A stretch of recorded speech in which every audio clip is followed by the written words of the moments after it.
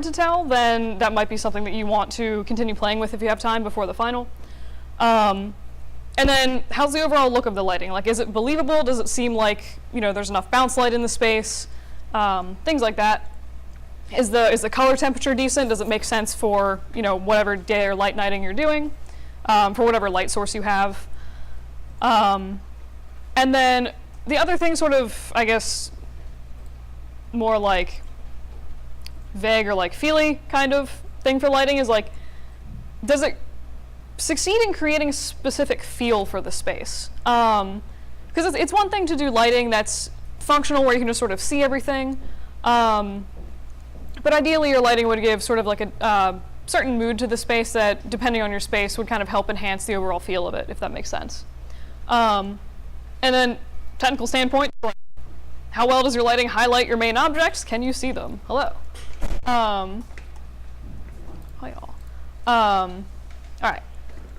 For the overall space, like, can you tell what it's supposed to be? I think I'm actually going to go through and just like, whenever I pull up people's stuff, just have them do like a really brief, you know, this is what the space is. These are like the objects I made, and then we'll actually go in and like look at stuff, just so everyone kind of knows actually what you're making. And then, does it feel realistic? Is there like enough sort of secondary objects? Oh, hello. Are you Lauren? Megan, dang it. Okay, sorry. Gotcha. Cool. So is there, like, in terms of, again, realism, are there enough, like, sort of secondary objects where it feels like a used space? Or if it's supposed to be, I guess, a new space, like, that applies slightly less. And then one thing I also look for, and I've been mentioning this, like, on assorted different assignments, but, like, is the placement of objects sufficiently random looking? So if you're doing, for example, like a bar scene and all of the bar stools are, like, in a perfect line facing the exact same direction, one really easy thing that you can do is just go through and like shift them ever so slightly so they're not like perfectly even, perfectly spaced, and give them a little bit of extra rotation. It'll make it feel a lot more used. Oh, yes, algae culture bucket. Thank you. Thank you. All right. And then for stuff like render angles, again, do they meet the minimum of like at least showing the things that they're supposed to? So like I gave you specific requirements for like I need to see your main object, that kind of stuff. And then also, like, does it show them well? Like, is it an interesting angle that's like highlighting a cool feature of your object? Is there any way that maybe the render angle could be improved to better show those specific cool assets of said object? And then are there any like compositional things that could be changed to maybe, again, just like create different effects with the renders and make them a little bit more interesting visually? Kind of the same thing for texturing, like do they feel complete? Hint, if everything looks like a Lambert, then they're not complete, but I also like the texturing isn't technically due for like half of your objects yet. So that's more of like a thing for the actual final. And then like, do they make sense in the space? If you're doing like a crazy old like bunker or something and everything is like brand new, shiny stainless steel, like that feels a little bit weird maybe. And then just look for stuff where, you know, is there any texture that looks really, really good or like kind of pulls your eye for like maybe the wrong reasons in the scene, and try to address like, you know, what those things are. And then for the main objects, just like mostly just like I've been grading those pretty consistently through like the last few weeks, so hopefully it's like, I guess, obvious at this point like what they should be. But yeah, so that was just kind of random. But so again, that's just sort of like stuff to look for. Are there any questions about that? Any of that stuff? Cool. I'm going to leave this up while we do crit. That's actually why I opened the second projector, so you guys can reference that. I am going to do kind of a weird thing. I have written your names down on tiny slips of paper. So if nobody is talking, I am going to reach into my bag of tiny papers and pull out people's names, which I will also be doing next week. Fear my tiny bag of papers. So ideally, like, you guys will actually participate, and I won't need to randomly call names, but I have these papers here in case I do. So unless anyone specifically wants to look at their assignment, first I was just going to run down the list in order. Any objections to that? Cool. All right. So again, as I look at each of these assignments, when I pull them up, if you just want to give like a really quick summary of, what space you're making, and just like a quick list of, and you can do this as we're going through your images, just like give a really quick list of like, this is like my main object, my decorative, and my furniture object. Zip files. And speaking of random things, actually, so for next week, I don't want your scene folders. I just want rendered images. So they should be pretty quick to zip and unzip. Please open. No. Okay. A girl can dream. All right. I'm just gonna go ahead and drag these over here. Haha. The fact that I have to do this is still very annoying. All right, so Amani, do you want to do like a really just like brief bit about your scene? I'm doing a mod forge. Nice. My hero objects are an apron, a flesh tank, which I actually have a question about. Sure. And, I did a sink which is outside, and I also had a few chisels, which I also have a question about. Cool. I have a few problems importing the textures. Gotcha. Is this when you say importing textures, is this a Unity render or just like a Maya thing? Redshift. Redshift, ooh, nice. All right, cool. So I do like the trees you put in the background, just like as a random tidbit, as I go through and just systematically zoom in on all of your images. But yeah, so what were your questions about? So I did procedural texturing on the punch tank. Cool. And I had like a base texture and like scratches and stuff. But when I put it in, if you see like that like little red thing in the This thing. yeah. Yeah. When I put it in, it like completely got rid of the base texture and all the scratches. Weird. It's just the rust that's there. I don't know why. When you say put it in, how did you put it in? I referenced it like as a reference. Okay, and you did the texturing in the original Yeah. file. Yeah. And it worked for all my other objects. That's super weird. Yeah. So I've honestly never heard of that not working. I can maybe look at that. There should be some time at the end of class for some open crit. No, hi. So I can take a look at that maybe then, because that does seem very weird. That just like wouldn't be working. I do. These are neat trees. And then you mentioned something about chisel questions. Yeah. Okay. I have kind of the same problem, but instead of it getting rid of the textures on the chisels, it made my whole scene black. Kind of. Oh jeez. Like it added a black material on the whole scene, which was weird. I don't know why. You didn't like accidentally change Lambert 1, did you? Because okay, Yeah. cool. I do that like literally all the time. I tried it. Yeah, that. Let me pull up your Maya file real quick. All right, so as I pull up this Maya file, does anyone have thoughts on the any of the like lighting and textures from these scenes? I can also toggle between the images should you so need. Are we doing chisel? I have assorted versions of these chisels. Oh, it should be it should be 18, Chisel 18, cool. Hiya. Okay. And this is the one that was having issues, I guess. Yeah. So anytime it goes green like this, it's saying it can't find the texture. So are these referenced into this file at all? Yeah.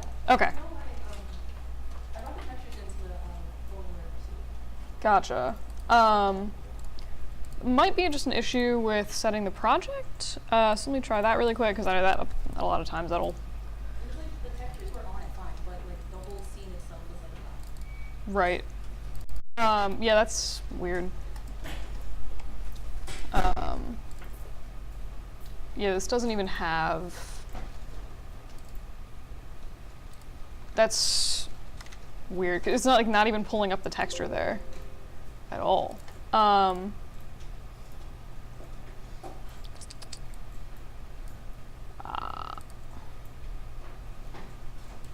That's what? That's weird. I've like literally never seen it do that before. Try reopening the file. That's super weird. All right, I can maybe take a look at this later, but it does seem like, at least on this computer, like opening up the files, it seems like all of your textures have just been converted into something else because there's like no texture information in any of this, which is weird. Although this is labeling some of the textures, at least, as like just file textures, and normally the files will show up in textures. So I think something might have gotten corrupted with your file or something bizarre, but I can take a look at that later. Yeah. Any other questions about stuff? All right, so what does everyone think about the scenes and like the renders? Again, looking at like lighting, feel of the overall space, render angles, etc. Anyone? What are your lights? Like, just using the windows or? Yeah, so I have a window and I actually some lanterns so they have license to it. But just for these renders, I thought it would like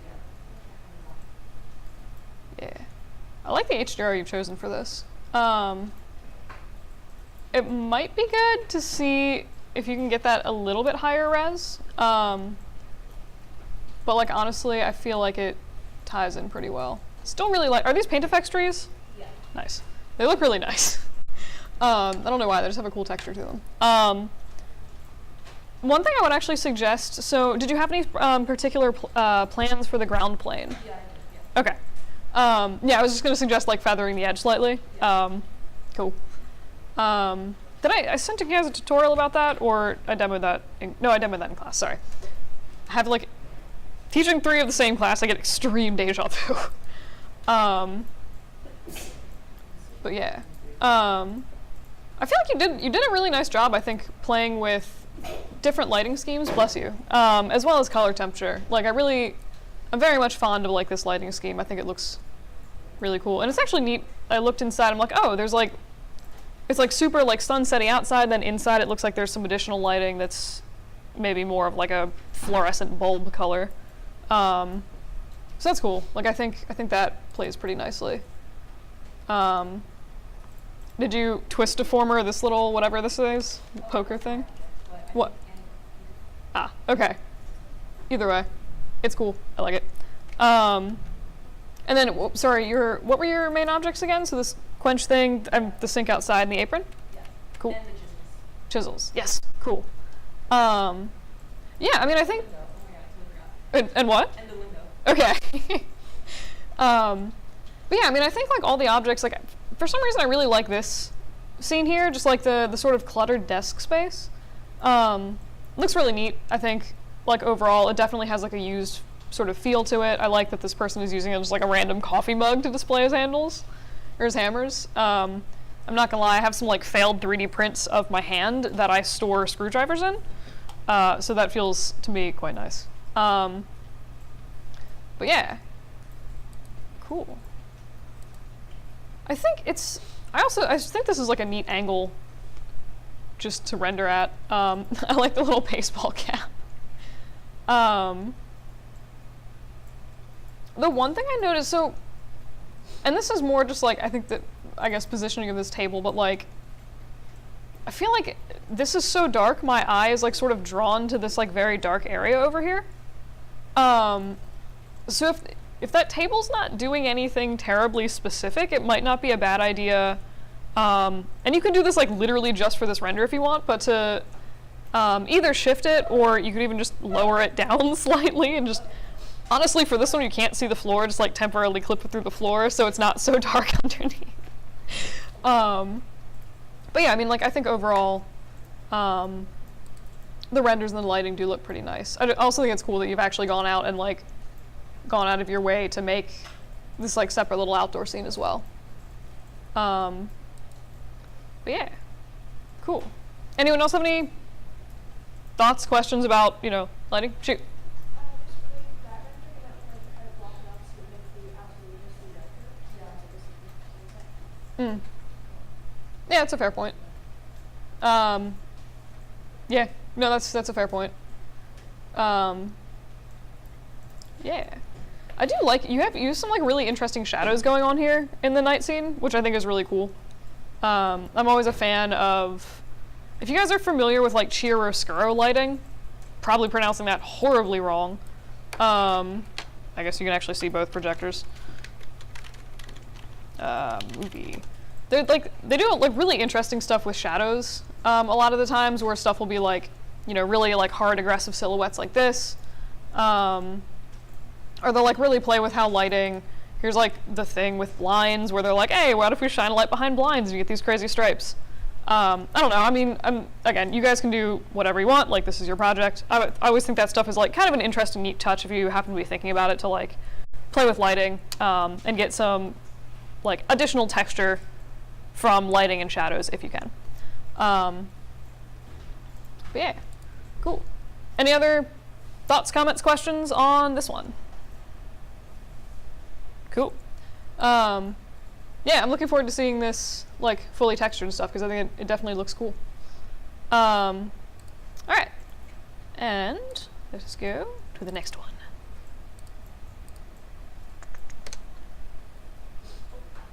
Ah. I think. It's just an images folder for the renders. Cool. Which is totally where they should be. Let me deposit all of these into Photoshop. Ooh, nice. So yeah, my furniture object was my table, and the decorative object was the door. Sweet. I only took like shot renders of that and not the rest of the scene, but overall I think like it's kind of empty. It's just like it's something I definitely think I need to populate the room with more stuff. But yeah, if there are any criticisms on the textures, which was what I was focusing on. Okay, so you specifically want feedback on texturing. Yes. Okay. Because that's the only thing that I showed in the scene. Gotcha. All right, so cool. So anyone have feedback on, or like thoughts, feedback about the textures that currently exist in the scene? You guys are welcome to just yell out if you have stuff. Okay, it looks like a little dark under the table. Like here? Yeah. I can't really tell what it is. There was, and was that the night lighting for that one? Like, oh yeah, so night furniture. Yeah. I don't disagree with that, but yeah, that was totally night lighting.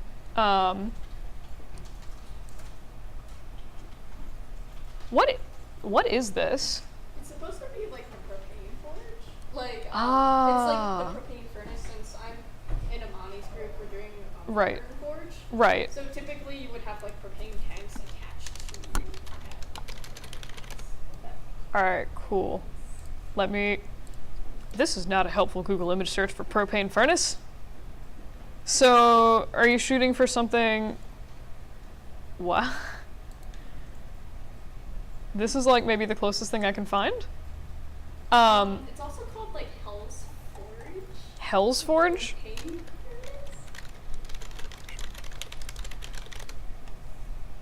Yeah. Ah, okay. This totally makes more sense. Okay. More modern. Yeah. But yeah, that's what it's supposed to look like. But I love that this is called Hell's Forge. yeah. Gotcha. Okay, so I guess that's, and this is like the front. Okay, so this is like it's like basically just a mini kiln almost. Okay, cool. Yeah, that makes sense. Cool. But yeah, so I do agree. I think, accepting that of course that this is like night lighting, this area is like maybe a little bit dark. So for your night lighting, where do you have lights in the scene? What are your main light sources? So I was thinking of like the lights perhaps in urban that they're just like long and rectangular. Right. Just Gotcha. coming from the ceiling. I would assume that they would be like probably more exposed, like more Okay. exposure on the light settings. But Gotcha. I'm thinking if I were looking at like a fire at all times, like I wouldn't want like very harsh lights. Right. So that's What- what I was thinking. But I can definitely work on the lighting in the Yeah. Yeah, so I think that might help, because right now it does feel like if you're shooting for like lights and urban, I would almost expect a more uniform lighting, because like there's just strips of light covering the entire ceiling pretty much. Whereas this seems a little bit directional. Also, if you're looking for extra prop objects, totally throw in some like safety gloves, tongs, and like goggles, because like keeping your fleshy wet eyeballs next to a burning hot dry furnace for extended periods is a bad idea. But yeah, I do think, or was it? I do like the sort of texture. Was this? Did you happen to make this with a ramp shader or like just a like an actual texture? I did a ramp shader. Yes. I Okay. did. But it was the mix between rust and I believe bronze. Okay. I was gonna say either way, like it's a neat texture. I'm not sure. I was trying to like think of something that this would be, and couldn't quite think of one. To me, like anytime I see this, I think of either Damascus steel or like polymer clay techniques that I used to do. But it is cool, and I do think it kind of actually reads nicely. So you said it was basically rusty bronze is the material you're shooting for? Yes. Cool. Have you done much with like specular maps and stuff with this, or mostly just color at this point? Mostly just color, and then Gotcha. adding in for the future like just dense and gross Yeah. things and like drips of alcohol Yeah. on it. So Yeah, because that was gonna be my suggestion pretty much, was like, this feels mostly like color, and then again, I think this would actually read pretty nicely if you got a little bit of like metalness and shine into the copper part, so it looked a little bit less flat. And then yeah, like totally like grime this up. What is the main thing that these people are forging? we were thinking that There's a we'd be making like medieval weapons, but just Nice. for modern times for people to just like, hey, I really want a sword, and also I want to be cosplaying on Saturday. Can you make me this? Oh, that's 100% a thing that happens. So that's what we were thinking about for this particular person, but like having the forge at least for 20 years. So it's not like Right. too grimy, but it's Right. not too aggressive, but like it's getting there. So. Yeah. Well, I mean, I was gonna actually suggest, so like one thing you might consider doing, there's like a bunch of people on YouTube that literally do what you're talking about, where they just like make random weapons for people. So while you're working, it might be like interesting to sort of leave some of them up in the background and just like glance at their workspace as you go. Because that'll give you an idea of not only the process about making stuff like this, which is actually just interesting, but it'll also sort of, you'll be able to visually see like where that grime is. That's very true. We're making like the shed of the room. Mhm. I was looking up how to make garages, Nice. like, and also just sheds. Yeah. There's so many like dads that are just like, here's how to make your own shed because you don't want to pay for a carpenter to come in. And it's the best video I saw was how to make a garage, and then Black Eyed Peas like humps was my What? I was like, wow. Oh my This is God. just a side tangent, but thank you very much. Yeah. Definitely will work on that. It would also give you an idea of like fun stuff to put in for side objects, because there's totally like depending on the shape you're trying to make, there's like you could do stuff like not lost sand casting, but sand casting, where you basically take a special type of sand and then you press a mold into it or whatever, and then like you pour your metal in, and it'll function as like a more or less reusable mold. So I mean, you can always have like figure out how they store that sand and then just like put buckets of it in the corner, like weird stuff like that. I also like what you've done with lighting here for the getting the sort of hot highlight here. One thing I might actually suggest for the daylight lighting is it almost seems like the interior lighting for your night is like cleaner and or brighter than your day lighting. So I might go through and like bump the day lighting up slightly brighter or like more uniform, if that makes sense. Sure. Does anyone else have any thoughts on that, or is that like, yeah, It seems really grainy and really yeah, around the back. yeah, So maybe like sampling would change for just No, most definitely an excellent point. Speaking of like samples in general, I guess just when you guys render for your finals, I would give you definitely like I will totally for the final take off points if your stuff is like super sampley. So give yourself like an extra few hours just to like play with your render settings and let your stuff render maybe a little bit longer than you might expect, so that you are not worrying about having samples in there. Yeah. And then I think for the door, it seems like some of the wood grain is running the wrong direction. Actually, I like the panels sort of on the front of the door, like, wee bit of sampling here, but I like the sort of wooden texture. I think it has like a very sort of interesting earthy feel to it. One thing I would suggest, I think, is it looks like when I zoomed in, it looks like you've created sort of planks of wood in here. I might go through and like accentuate that, because this looks like it's supposed to be like a really old, almost like rustic castle door, is what we were shooting for. So I might go through and like bump in a little bit more aggressive like shadowing or bump maps between those planks.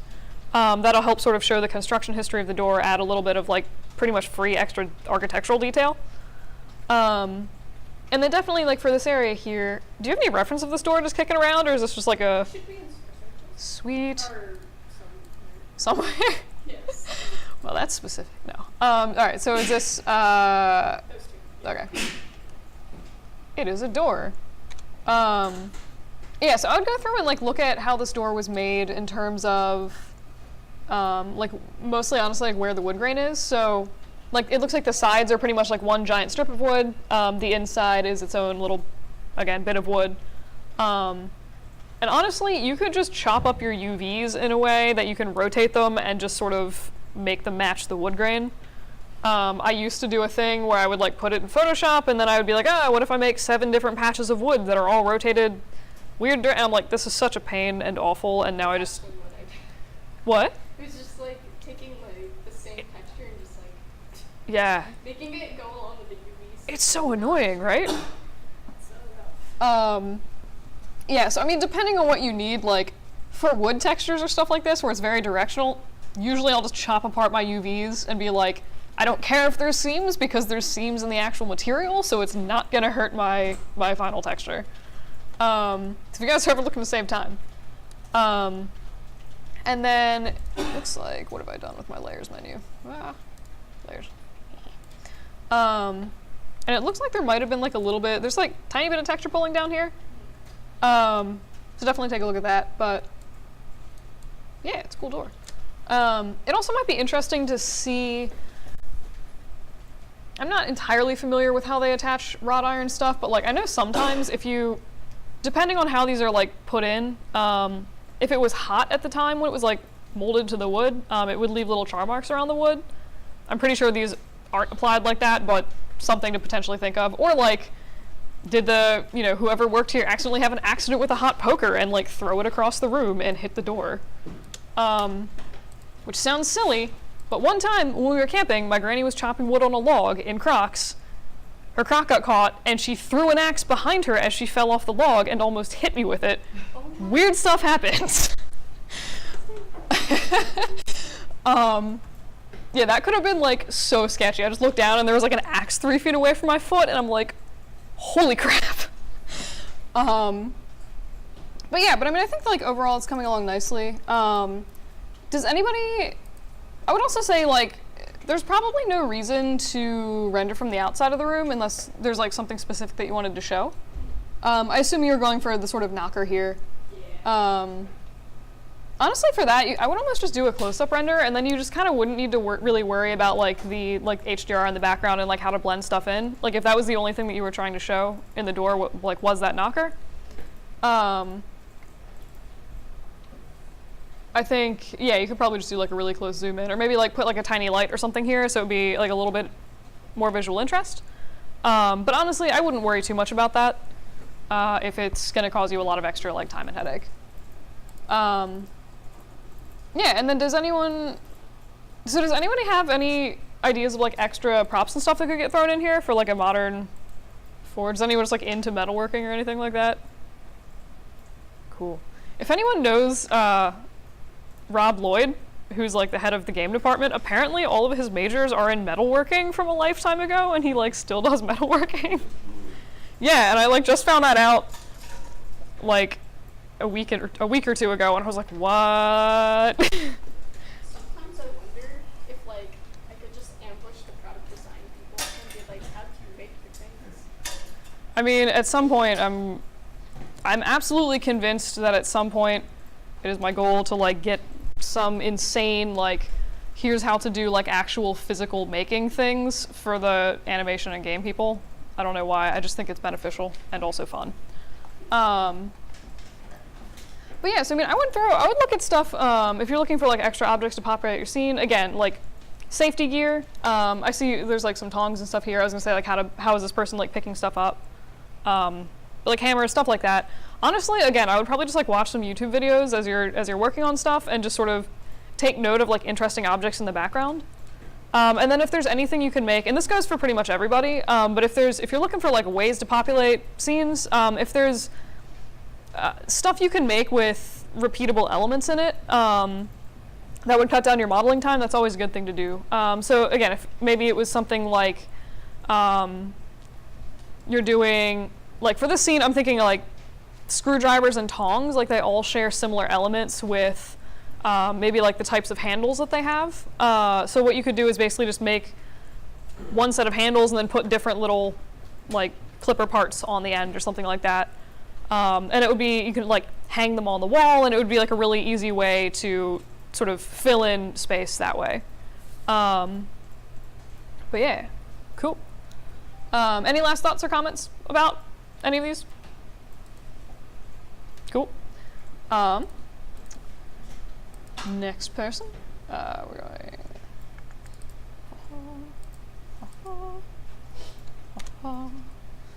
Just close all of these. One day, when these computers function, I'm going to be super excited. It's going to be great. All right. No. Cool. Sinks. Wait, Wait, I actually can't tell. Some of these look like renders and some of them don't. I can't tell. I'll figure it out later. Yeah, that's a wonder. Yeah, well, from the thumbnails, I'm like, I can't quite. Is that a compliment or is that Yeah, like, I mean, from the thumbnails, I'm like, I kind of can't tell which ones are renders. At least of the sinks. Like, I mean, obviously, like, the table is, like, I could, but. All right, cool. So, you want to do a quick description about your project and the. Yeah, so my space is like an apartment in like New York City and stuff. Cool. And so, yeah, it's basically all the contracts we have. Fair. So your main objects were like the sink and the stove, the oven. And then like this table. Table. And the lights you can't really see, but I was just Gotcha. All right, cool. Wait, so this is a. that's not it. That's a like reference That's. Wow. That's a very weird. Like, I was looking at this, I'm like, it looks like there's some noise in here from like render samples. Like, I actually couldn't tell for a minute. Is it a good thing? Not for whoever took that picture. Is like what is your room? Is it like a kitchen? It's like a kitchen / mini dining room because New York don't have like a lot of space to deal with. So Who's the owner? Like it's different depending on who. Like if you have like a 50-year-old who has like their life together, he's a businessman. no, it's like a like guy. I think one of the things that other people did to make their rooms feel more owned by like a younger person would be like trashing it. So But it was like mostly like just like a new, he just moved in. Kind of Oh. apartment.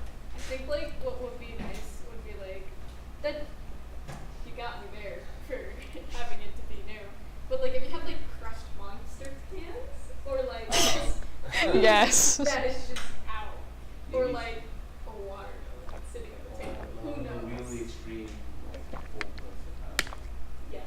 So, maybe just like having a suitcase with like clothes like strewn on the floor would be really cool. I think I'm here for the New York minimalist aesthetic. I think it's kind of on really well.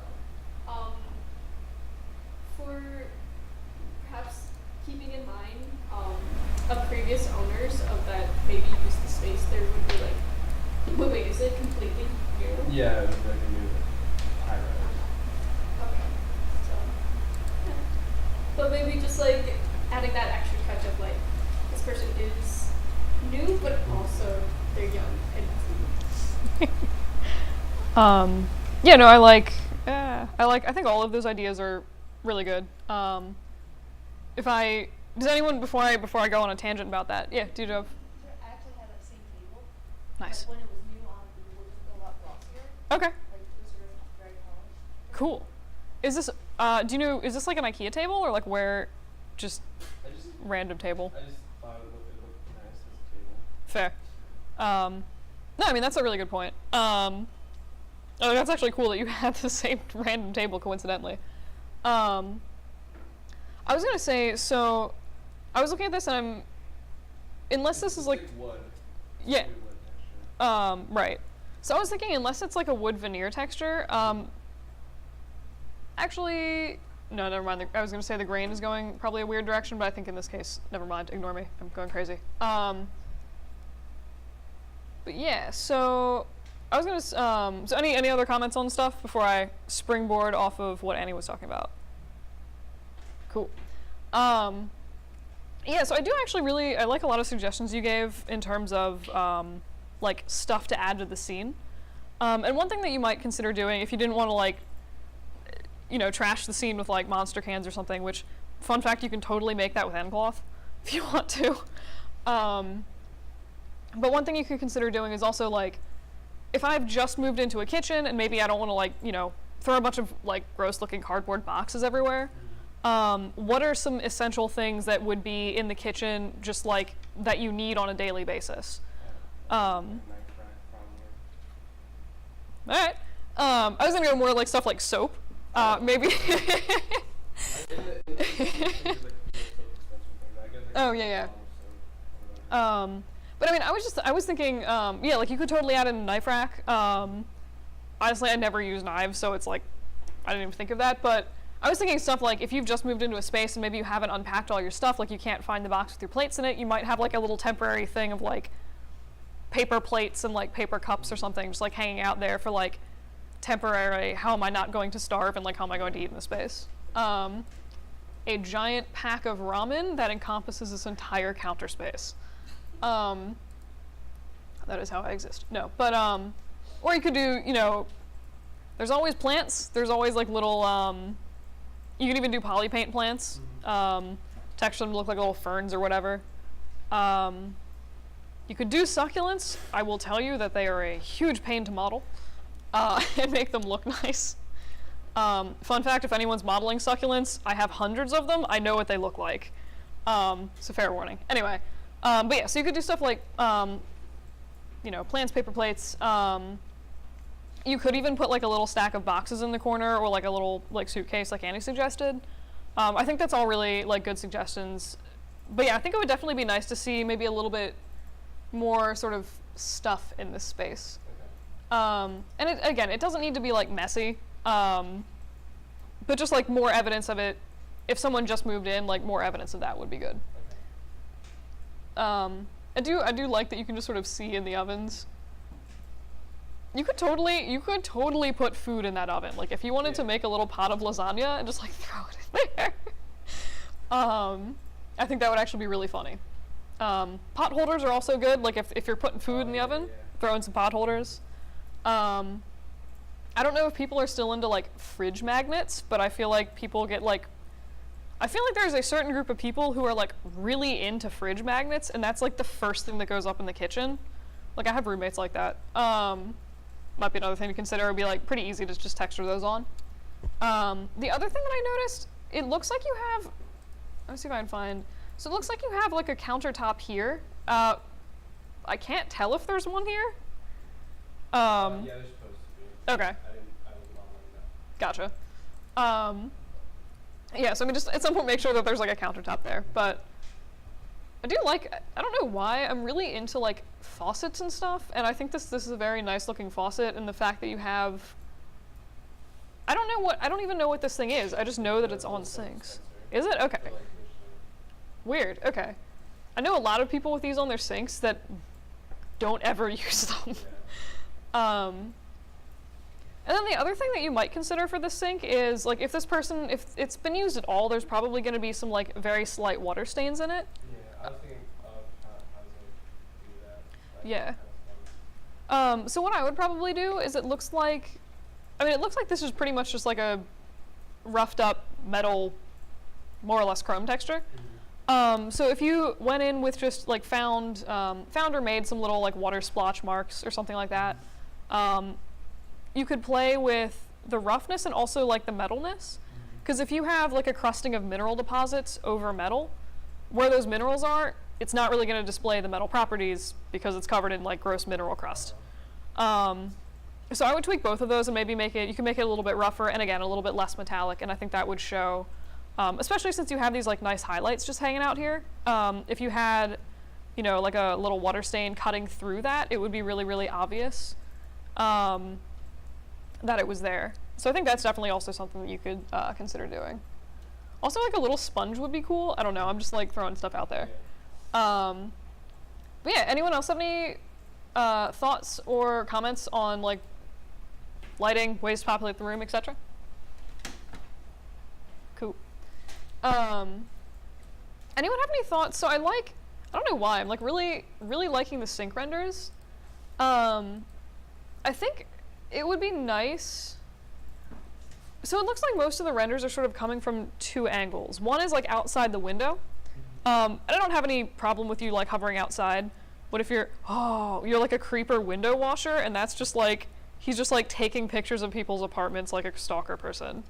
I used to live in Evo and we had like window washers going down every week. It was terrifying. Like you never knew when they were gonna show up. You would just like look around and there's like, oh my God, there's a guy like staring into my apartment. But yeah, so I don't object to this as a render. I think it's like an interesting camera angle. I would say that especially if they're like, you might want to just add like some reflections or something on the window in certain areas. Oh, I haven't added the glasses. It's just like Yeah. Yeah, because I was gonna say it does kind of look like just sort of an open, open thing. So yeah, that was like the last thing I was worried about. yeah, no, that's fair. So my suggestion was actually going to be you could add glass, like an actual pane of, rendered glass into this. If you do that, be aware it's probably going to bump your render times up. So I was going to suggest one thing you could do is just sort of put in, I guess, like the stuff to hold glass, if that makes sense, and then more or less just kind of go in and composite in like some kind of reflection afterwards. So definitely look at reference if you're going to do that, but that might be a way to save render time if you needed to. Honestly, I'd probably just put the glass in because I personally hate compositing. I'd rather just set the computer to do a thing, but it is something to consider. And then I think it would be nice, like you do have those interesting lights up there. I think it would be nice to actually see them a little bit more. And I think, I don't know, I kind of buy this as night lighting. My only real thought, especially if it's like crazy city lighting, like I kind of like all the crazy colors in the shadows. I think that's actually really interesting. My only thought is that this light is like super, super orange, and all of the lighting is super, super blue. Yeah, no, I have like a little glass dome around it, and I have the transition like all the way like up so it's see-through. Right. But for some reason the light doesn't escape the glass. But when I take off the glass, it shines normally. Did you, and I can check this in my super quick, did you set your glass, or like tell your objects to be transparent? Oh, that's fine. Okay, cool. But yeah, so definitely go in, because like, are you doing Arnold? Yeah. Okay. Yeah, so I mean, Arnold and Redshift, you just need, if it's transparent, you need to tell it to be transparent. So I do that all the time if I'm making like a flashlight or whatever. I'll put a light inside it and be like, why isn't it showing out? And I'm like, I need to tell it that the glass is transparent because apparently it doesn't know that when you set it to be transparent. So that's probably the issue, honestly, there. I would double check that. If that doesn't fix it, let me know and I can also, take a look at that again. But yeah, it would be nice to get the light, but it sounds like you have it set up, it's just not working correctly. And again, like watch the sampling. Yeah, I don't know why it like comes out so like grainy. Yeah. It's only for the night lighting too. Like the day lighting looks like great, but then for this it looks so great. And I have like my render settings like pretty high too. Have you? It's honestly, it could just be the. Are you using like a really dark night HDR? Um. I think so, a little bit. Okay. So yeah, I was thinking just association Um. Well, I mean, I was actually going to say. So, have you tweaked the samples on that specific HDR? No, not yet. Okay. So, usually, if you have, if you've been playing with your, with these render settings for like the Arnold renderer here, if this is not fixing anything, go into your light and try bumping up the samples for that specific light. In this case, I have a feeling that that'll probably fix it. Volume samples? Say again?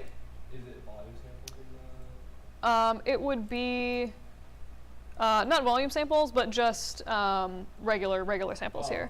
Okay. Yeah. So volume samples are if you have something like environmental fog, which we went over like the last class. But yeah, it's just for like if you throw in a light and you're getting like crazy grain in your shadows from that specific light, you just want to take a look at the samples.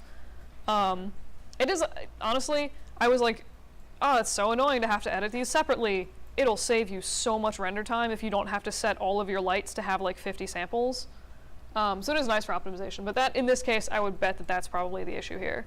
So how many samples would you think I would have to add? Usually, if you take it up to 3 for an HDR, it does like pretty decently. If it's crazy dark or crazy colorful, you might need to bump it up a little bit higher. Okay. But yeah, so I would play with that. You also, at that point, if that fixes it, you might be able to take some of your other samples down. No, But yeah, where was I going with that?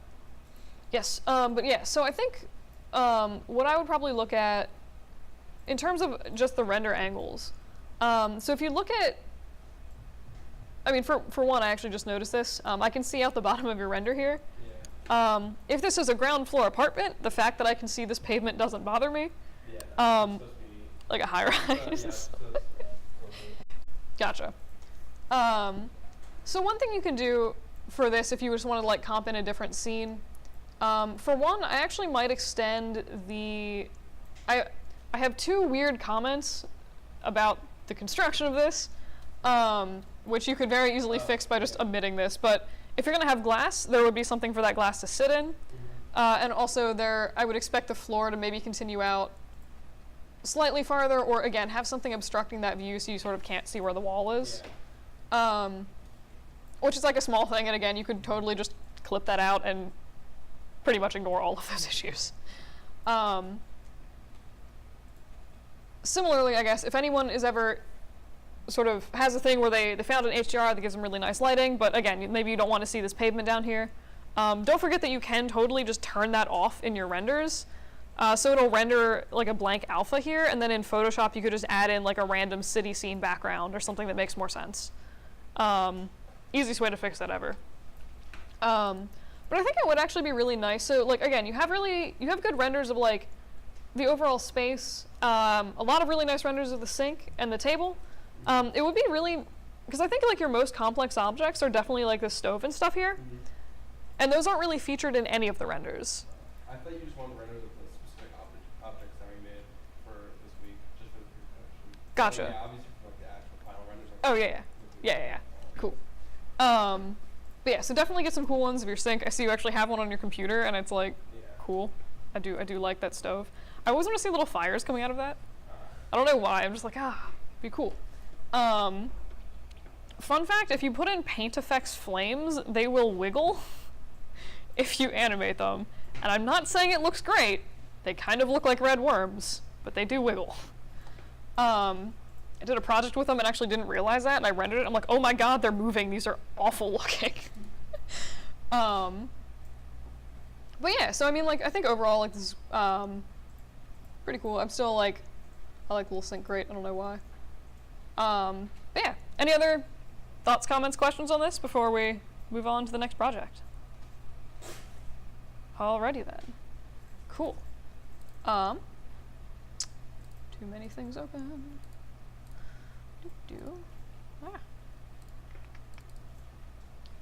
Alright, we're on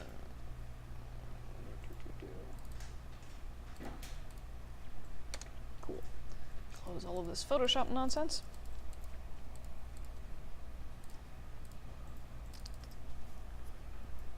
Where am I going? Wait, is there...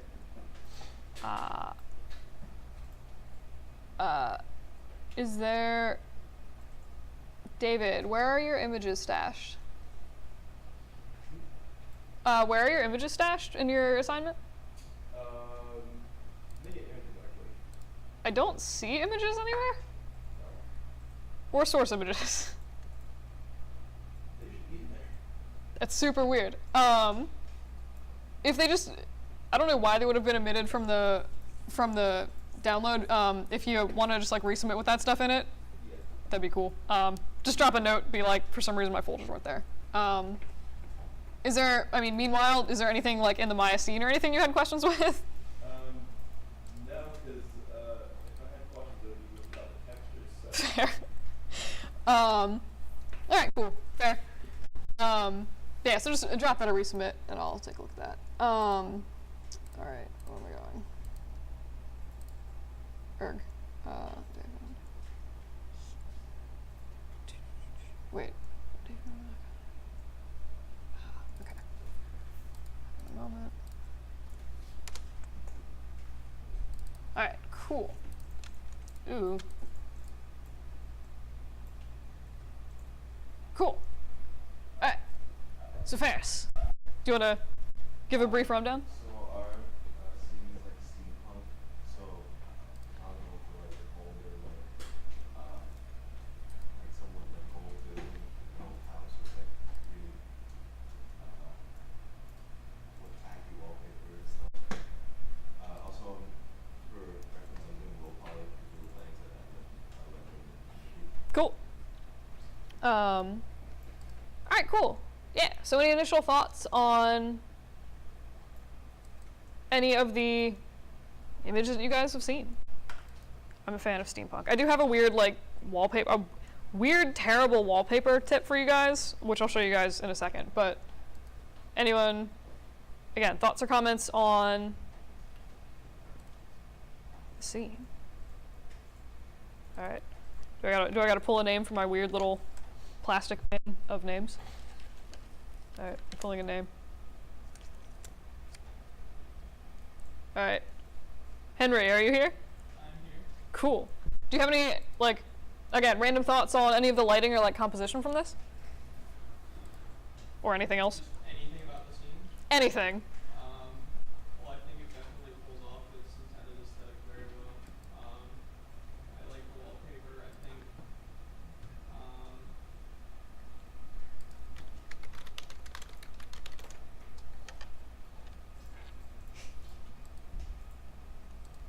yeah, I don't know. I think everything looks very good overall. Like,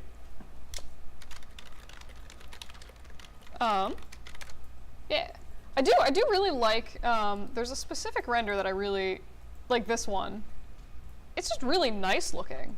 Like I think you have like a very clear light source. It has interesting shadows. And I think it does a pretty good job of showing off the, like, I guess highlighting the main objects in your scene. I would almost say if you really wanted to, you could even push this darker, or push this so it's even darker in the background. And that would like really highlight this if you wanted to like hardcore like spotlight your main objects. I can't tell. Oh, there's little feet. Okay, cool. I thought your object was floating, and I was like, wow. This is not the thing I wanted to show. Oh, right, because I forgot what my name was on Sketchfab. So there's actually, I'm pretty sure I've like used this specific texture for wallpaper. So here's my like silly hack for wallpaper stuff, and it's like really ridiculous and cheap. So I would say that I really like the texture that you've chosen and like the pattern. It does look a little bit low res, especially when you get up close to it. Easiest thing, honestly, would just be tile it so it's a little bit smaller. That would probably fix all your issues. It doesn't seem to be like low res to a point where it's like an issue. It's just like when you're zooming in so close. So I found this like really stupid hack, and I have it just like in Sketchfab for doing similar wallpaper to this. In this case, I wanted like a weird foil effect, but basically I've just taken a texture like you have. I'm gonna go into the model inspector. Just grayscale it. I pretty much just like converted it into a bump map. So I added a little bit of bump map to it, and then I went through, and so like here's my bump map. In this case, I probably like left a little bit too much on this background area there. But if you also use, again, just like make random maps for like roughness, and I didn't do metalness, but I think I literally, yeah, for this one it literally just looks like bump and roughness, and I think one for color. It'll get you this like really weird sort of like raised wallpaper effect. So I don't know if that's something that you were going for, but if it is, you could totally consider doing that. It's like the super cheapest and easiest way to make foily looking wallpaper ever. I was trying to stay away from the maps because I don't think they work in Unity. Bump maps don't work in Unity? I'm pretty sure it was one of the two you can I remember Uh, something like that not working. Weird. I think bump map should work in Unity. I know when I was, the few times I've ever actually done like texturing for 3D models in Unity, I think I've used both bump and normal maps. Does anybody else who has been actually working in Unity more than I have in the last few years cough? Yeah, so I think all of us are having trouble with Unity rendering right now. Okay, Lights aren't working very well. weird. It's just very hard to figure out at the moment. Some of us are like giving up, but we're trying. Gotcha. I mean, if you guys have any questions about Unity, like I said this like when I first said you guys can work in Unity. I don't have any like super extensive personal experience with it, but if you guys are like having specific issues and you want to like shoot me an email, I can do my best and like try to research fixes. I do at least know people that have like done more stuff in Unity with texturing and lighting, and I can totally harass them and see if they know of any kind of weird fixes to stuff. Are you guys using just like regular Unity, or have you been using Octane, or? Octane wrote the licensing issues and we started using licensing stack. Been using what? Octane had licensing issues, so we're trying to post-process it. Wait, it had a licensing on the lab computers, so it's just. If you work for someone else, All right. Has anybody else who is, because it sounds like you were all trying to sort of use Octane for a while, for the most part. Is this like a universal lab thing where it sounds like all the licenses are broken? Fantastic. I'm gonna shoot an email to IT about that. Because that's.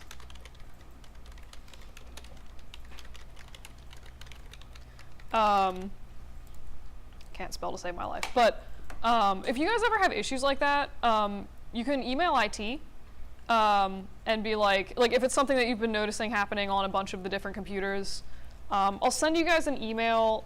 I don't remember exactly what it is off the top of my head, but it's like service desk at something.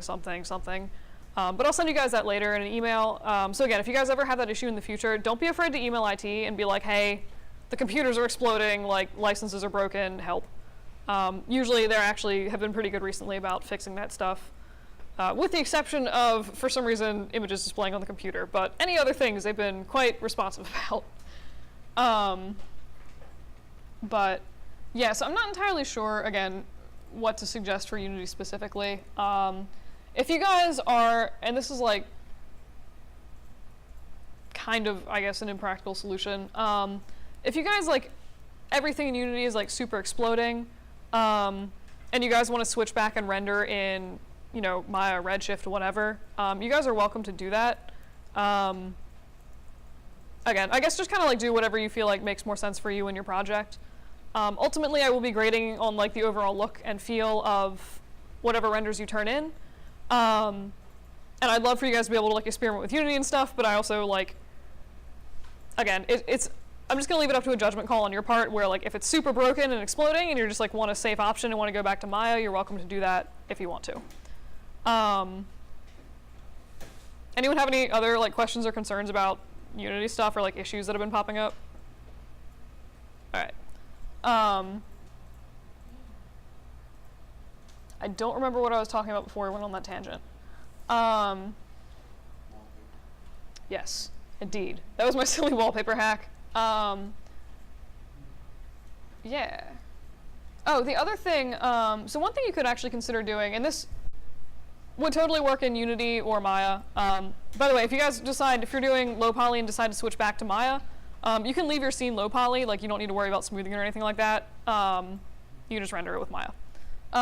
One thing you could do if you're having, and I don't need a display thing for this, so I was looking at the light fixture, which I'm quite a fan of the aesthetic of that. That's gross looking. But you'll notice, like, you can kind of see pretty clearly, especially on this part right here, there's like a bunch of little faceted areas. If that's what you were shooting for, great. If you were going for something round, there is a really quick and easy fix for that kind of thing. So, like right now, again, we have like this similar sort of like gross faceting effect on this very like low res cylinder. So one thing that you can do is actually, and you can do this with either the whole object, so I'm just gonna grab my object and go to Mesh Display, Soften Edge. And that will soften, you can see that, here's the original, this one just looks much smoother. Same topology, it's just, again, playing a little bit with how the normals are displayed. This is something that will transfer into Unity and, as far as I'm aware, pretty much any other game engine. So this is a really good way to, again, just sort of make your low poly models look a little bit higher poly. If you want to, so like it didn't necessarily do great things to the top of this. So you can do this only on specific edges if you want. So if I just select all of these like side edges here, and again, just do Mesh Display and Soften Edge, you can see that we still have like the hard surface on the top and it's not doing this like horrid black artifacting of awfulness, but we still get that sort of like fake rounded effect on the corners there. So again, things you can do. But yeah, and I think for the overall space, like what? Okay, sorry, I was confused. I was like looking at the layout of the space. So I like the objects that you have. I think the textures, for the most part, look pretty good. This one I might go back in and like maybe fiddle a little bit with the borders to some of these grime. It seems like a little bit harsh in certain areas. I do like that you've sort of like feathered the edge, and it seems like the positioning of it is like pretty good. Again, just like maybe a little bit of refinement could be done to make it a little bit more natural, but again, positioning I think does look pretty nice. But I think it might be nice at some point to show a little bit more of the room and the space, if that makes sense. I just didn't want to render too much of the movie because a lot of it is just the standard surface just shapes because I'm still waiting for the renders. Gotcha. Okay, yeah, so I was gonna say, do you have, is any of the other like group member stuff in by now, or? Gotcha. All right, yeah, so it might be worth at some point just like expanding that. And then it seems like, are you fishing for ideas for like secondary sort of additional objects to put in your scene, or you got schemes? I'll fix something. All right, so this, you said sort of, I definitely get the steampunk vibe. So is this, what kind of workshop is this again, or like just sort of steampunk, fancy steampunk room? It's almost like it's an older, like, this is like an older, like, past generation kind of stuff. All right. This isn't like new at the time of Okay. Oh, okay. So it's like, it would be like steampunk, pretty much like a museum of like someone's house. Okay, I see. All right, cool. So yeah, so it seems like, I know in I guess a lot of steampunk sort of stuff, it's really big into, I guess, ornate details in things. So like, I'm looking like for this table or desk, that might be somewhere where I would expect to see some details of like, maybe carved wood along the edge.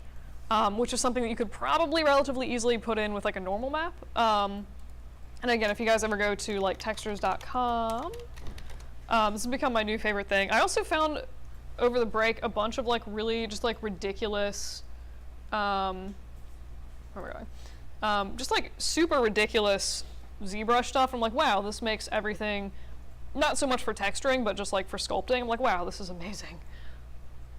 But if you go for like textures.com, they have like a bunch of these ornament downloads, and these are basically just like stamps that you could use to make bump maps and stuff like that. So again, you get like really cheap and easy texturing that way. There's a whole crap ton of a lot of these. So this might be definitely worth looking into. It seems like you could also do, let's for grins, Google steampunk room. Anyone else who's like into steampunk stuff? Have anything? Shoot.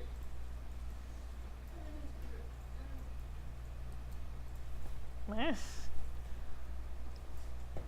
But yeah, so I mean, it looks like a lot of fancy carving, apparently animal heads on the wall. I would definitely say like picture frames are always like a really cheap and easy way to sort of get some visual interest, at least on the walls. You could also considering doing stuff like maps, or like, one thing I always look at, if you're going for like sort of tinkery steampunk, you could do like sketches of like weird machinery. Even just, if you wanted to be like nerdy about it, you could download stuff from like, you know, Da Vinci's schematics for things and put them on stuff. I do feel like globes pop up a lot depending on the aesthetic that you're going for. The sort of stuff like this would be kind of in line with the lamp that you already have if you were looking for like additional lighting features, I guess, but certainly not authentic in any sense of the imagination. But yeah, so I mean, honestly, you could depend. Well, I guess you're going for more like sort of fancy mannery effect. But yeah, so I might go in and again, like depending on the room, part of the room that you want to focus on. So like one thing you could do that will definitely create a lot of visual interest on the walls itself is sort of splitting up the wallpaper. Let me see if I can find. All right, so like for this angle here, what you could consider doing is breaking up the wallpaper so you have like the red on the top, and maybe like either a different wallpaper or like wood paneling on the bottom, and then some kind of fancy molding going around the center of the room. So that would be another, like, again, you pretty much need to model one molding and like tweak your textures, and then you have like a lot of additional visual interest to that space. In terms of stuff on the desk, you could maybe put some like pens and other miscellaneous objects, which I think, if I'm remembering correctly, possibly your teammates already have some of these. Cool. Yeah. But yeah, and then again, so is one of your teammates doing the chairs as well? Is that what? Yeah. Okay. But yeah, so I mean, I would just look for like whatever they're not doing, just like usually if I'm trying to populate a space, I look at like what area looks strangely empty, and then I'm like, what stuff is even feasible to put on there?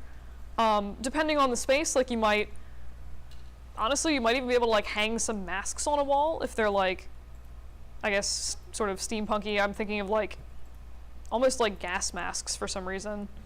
I don't know why. There's a lot of steampunky gas masks, but like, yeah, just like, I think once you're done, just sort of like look at the areas that seem maybe empty and just figure out ways to populate them. And again, for stuff like this, you're always welcome to do like posters or picture frames.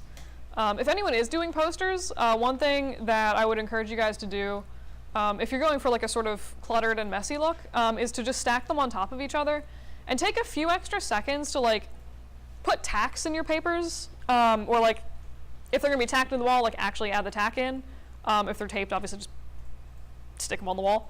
But if you make the ends of a few of them curl out a little bit, it'll give it a much more natural feel and allow the light to sort of hit and cast shadows on that light curled paper.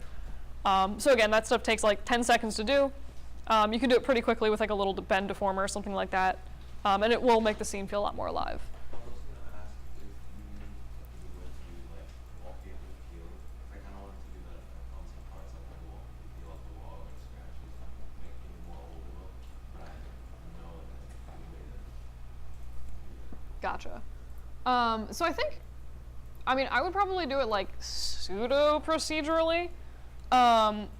So I might, there's like basically two ways to do it. Effectively, they're doing the same thing, but you could just go in something like Photoshop and figure out like whatever kind of like plastery material or something is like underneath, and literally just find, again, I think, no, this is not what I was looking for. Haha.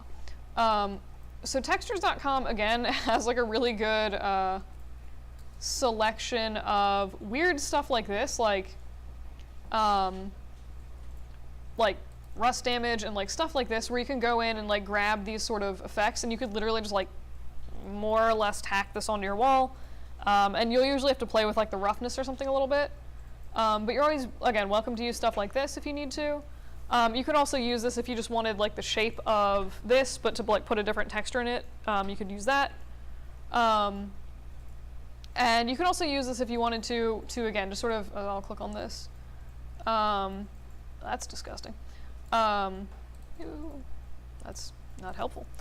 All right, cool.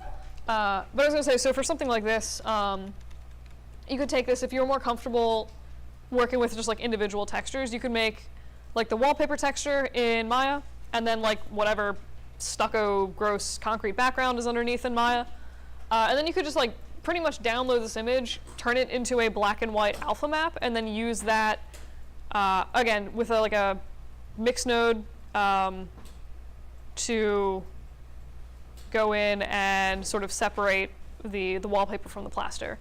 If you're going the gaming route, it probably makes more sense to actually just do this in Photoshop, make all your maps in Photoshop, because the mix node is totally not going to transfer into Unity. But yeah, I mean, it is kind of just like a weird sort of brute forcing it into your texture maps, if that makes sense. Was that at all helpful? Yeah. Cool. So you said you meshed with the silicon, right? It's mesh display soften edge. And then if you guys need to undo the soften edging, whatever, it's mesh display harden edge. That'll pretty much take it back to whatever it was originally. All right, cool. Any other questions or comments on this project? Alrighty then. Cool. Where am I going? Sorry.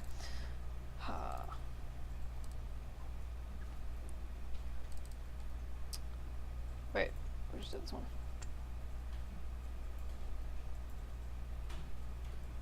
Yeah. Cool. This is the most convoluted way to view images that has ever existed. All right. Cool. All right. So I think this is the one from this week. So you want to give us a rundown of your scene? So my objects were, well, I didn't do the microwave because I know that were we supposed to do the hero object in terms of like menu and stuff like that? Yeah. So it should have been. Because I only did like the other objects, which I had the chair and then like a standard like plate and Okay. I see the little microwave back here. Yeah. So strictly speaking, the where was it? So the renders for this week should have been based off of that's not terribly helpful. These like in environment renders from your or like that are due for the actual final. okay. So if you want to resubmit, I think I put it in with the week 9 like pre-production stuff. But that should be linked in there. So you just want to look at these and pretty much practice these if you do a resubmit. And I'll go over this anyway at the end of class because it's, you know, the assignment. So, all right. So what's your space again? Is it? It's the New York City kitchen. Sweet. All right. Yeah. So I mean, barring the fact that there's no renders of the microwave except in the background, what do you guys think about the, I guess, like lighting, composition of image, overall feel of space, etc. for this? Anybody? I do like Shoot. the help a lot. Like the refactions of Yeah. individual, like I don't know how to say that, like the faceting. Yeah. That Yeah, no, that does look really neat. I do like that. It looks like this, and it's hard to tell from the render. It might be clipping through the table. I have noticed that sometimes if my objects with transmission are like clipping, it'll show up black on the bottom. So I don't know if that was intentional, then like, never mind. But it might be worth just making sure that's not clipping through the table. Yeah. I do like that faceting though, it is nice. It's also an interesting, like, I do appreciate like the sort of smoky gray color of this, rather than it just being clear. I think that, I don't know, something about it makes it feel like kind of elegant to me, for some reason. Cool. Anyone else have thoughts? All right. Do I have to randomly pick a name? I'm picking a name. Ah. Elliot. Got thoughts? I mean, I think it looks fine. I kind of wish there were like more there in the scene to give like more of a sense of what's going on. Yeah, I would agree with that. And I think part of that might have just been like, I guess, confusion on what like the assigned renders would do. But I do think it would definitely be nice to see the more of like the whole scene in one render by the time the final comes around. Alright, But yeah, is this microwave just like on an island? it's like kind of, it's like attached to the wall, sort of. Oh yeah, okay, But it's kind of like just like peeking out of the wall. gotcha. Yeah, I was gonna say I mean, again, without seeing the actual room, it's like kind of hard to say. It looks kind of strange where it is, but again, once I see like the whole room, it might make perfect sense. Anyone have any thoughts between the day and the night lighting? I think it feels a little flat. I think there could be more like brighter lights in certain areas and maybe to like highlight what's going on. Yeah. No, I totally don't disagree with that. I think for one, so, I mean, part of this is I've just zoomed in on the image really far, but definitely watch the sampling by the time the finals comes around, because like even this chair in here's like a little bit samply, but oh, look, more microwave. Okay, yeah, so that was just me zooming in like an actual crazy person. Okay. Yeah, I think, so what are your light sources, especially for the night scene, but like what are your light sources in this room? So there's a bunch of windows you can't really see. Okay. Are they like, Not in there. There's also like 4 kind of like overhang lights, kind of like in this room. yeah, They're like straight lights with like a couple wires that's for support. okay, cool. That's basically where the light's coming from. Gotcha. Yeah, so I mean, I think with that lighting, I would expect to maybe see, Like, like, I think if you zoom out a little bit, you can kind of like see a reflection. And, yeah. oh yeah, of like, Yeah, it's kind of yeah. like straight lighting. yeah. So I think that would, I mean, that kind of lighting definitely does give you like very like flat uniform lighting. So I think one thing I might consider is playing with, are those lights on in both day and night lighters, or it looks like it's off in the night lighting? It's off in the night, it's on. Okay. Yeah. So in your night lighting, what's the main sources of illumination? Windows. Okay. So I think in that case, so again, I think with the lighting that you described, having this be like kind of flat for daylight lighting does make a certain amount of sense. I think for your night lighting, it might be worth pushing maybe slightly darker as a way to differentiate things. So if you don't have these main lights in here and it's only being lit from the light coming in from the city, Yeah. it's usually like, it can be bright, but it's usually not, in my experience, this bright. So one thing, also city lights are always like weird, crazy colors. Yeah. So This I'm, one, I mean, this one's a little bit. It's kind of like. It's like kind of bluey. to it. yeah, no, I definitely do. I was gonna say I do like what you've done with like the blue, yeah. So my senior year of college, I lived in Evo, which is like that weird little building by the post office, And then they built that horrid FMC tower, and there were like straight blue lights like shining into the window. So if you wanted, like, for city lighting, like as far as I'm concerned, and again, this is completely up to your aesthetic decision. If you wanted to like punch it with like one or two like really crazy, strange light colors, weird stuff happens in terms of building decisions for like light regulation. So I don't think that would be unreasonable, but it seems like, are the windows, it looks like most of the window is like sort of behind the microwave on the wall, maybe back here. Yeah, there's one like behind the microwave, there's one on the side, and there's one like basically as if it was behind the camera. Okay, So there should be, I think, 3 windows. gotcha. Yeah. So I think what might be nice is to see a little bit more variation, because I mean that is a lot of windows, but for night lighting, usually there's slightly less bounce light. So you can almost get away with like harsher shadows in certain areas, if that makes sense. And like really, I think if it were me, I would really capitalize on the fact that you have pretty much complete control, because it's city lights and they're like popping up all over the place, like weird places. You basically have complete control over where the light is coming from, in terms of like, I can just put weird colored lights in any of these windows and it's in the city, so like you kind of have to believe it. And you could use that to your advantage to make some pretty bizarre and interesting effects, or like put lights in a way where their shadow or their light is like falling over objects in an interesting way. Again, kind of like the chiaroscuro lighting, if that was something that you liked. You could recreate that with sort of color and shadow in your lighting. And I think doing that with, I think like really punching the night lighting for this scene would also help to sort of differentiate it from the daylight lighting in a way that this would feel like a little bit more, I guess, believable, because it would be less similar, if that makes sense. Also for the daylight lighting, I feel like you could also, if you wanted to, again, depending on like where you are in the city, there are like crazy weird light up billboards and stuff. If you did want to like throw some kind of like crazy, like slightly crazier colored light in there and call it like a neon sign, like that would also be something you could do if you wanted to. But yeah, cool. I still am a fan of like the microwave being lit up. For some reason I want to see a bag of popcorn in here. I don't know why.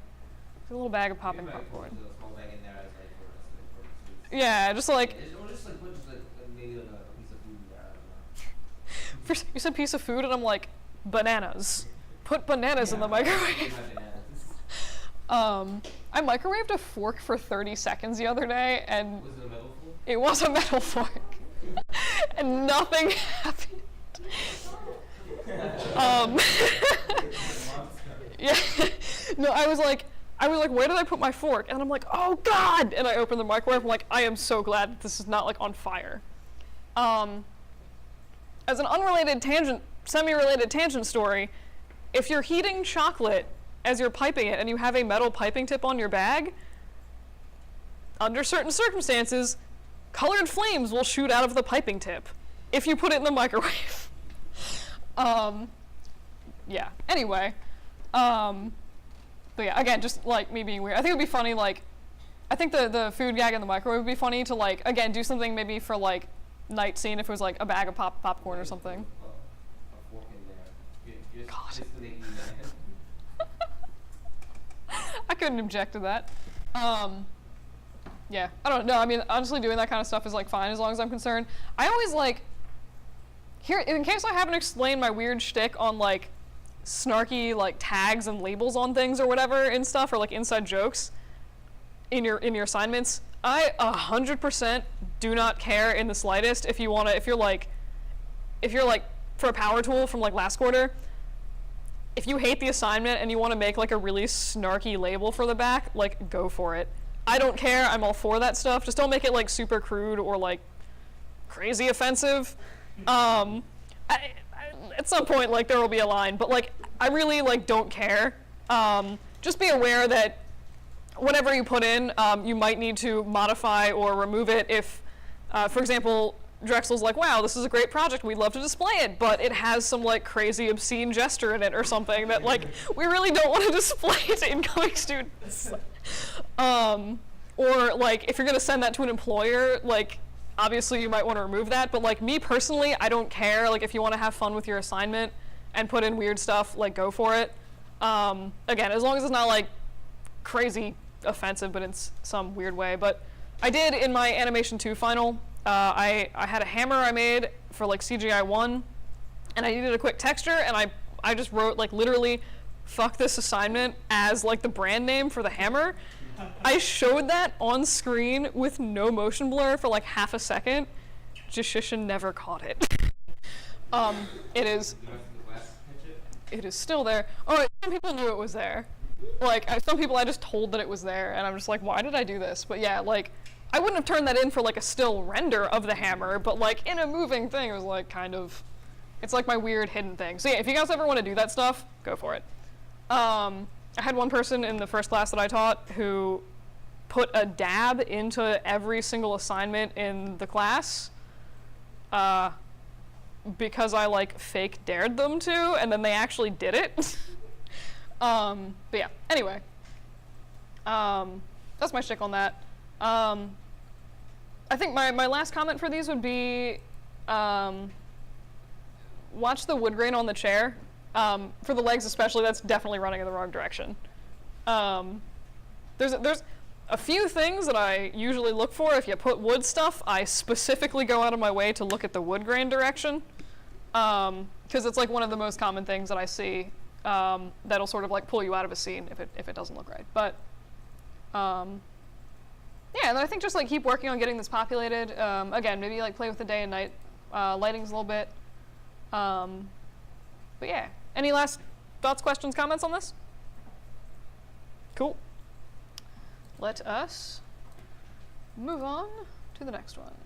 Dang it. Oh. All right, I'm an idiot. All right, so we have 2 more, it looks like, and then I'm going to give, well, I guess then I will do the assignment like a real person.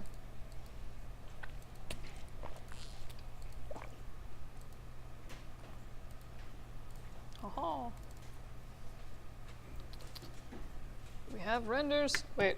Oh, okay. I see. Ha-ha. All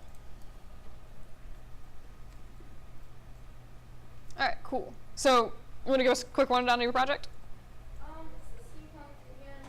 I'm kind of not at my project right now. I'm trying to figure out how to make it. So there's like the seam between where it becomes plastic and then velvety black, and I wanted to kind of break it out because we would like chair beads. If that makes sense. I think so. Wait, do you have source images? Is it this chair? Yeah. This chair? Either Oh, way, okay. I Oh. go through. Corset chair. I saw this chair in your reference and I was like, yes. All right, so it's like, I guess this would be like the plastic and then this would be, Yeah, like the kind of like those beads. I wanted to put. You know how we did the you did like the little beaded necklace thing. oh yeah, like a mash? Yeah, I thought I could do something like that. I don't know the easiest way to go about it, but that was kind of my best guess. I do have like just an off the cuff, probably sketchy and or bad suggestion of how to do that. So I'm fairly sure that there are like better ways to do this. But like quick and dirty way, I'm just gonna like throw together like the sketchiest chair you've ever seen made. It's gonna be great. All right, here's my chair back. It's amazing. So what I'm gonna do is I basically am gonna like try to make a little curve that follows the back of this chair. And if you're going low poly, like again, totally fine. In this case, I'm just gonna real quick go on and just like throw in a few more edge loops into this that I can like go back and just get rid of later if I want to. I mostly just want these because it'll make my life easier adding the curve. And maybe like if I wanted my little dots to run, say, on this line, I'll just like throw a loop in there super quick. And I'm going to go to Create, Curve Tool, CV Curve, and I'm going to either turn on vert snapping up here, or I just press and hold V. I don't really care. And I will also turn on this little wireframe.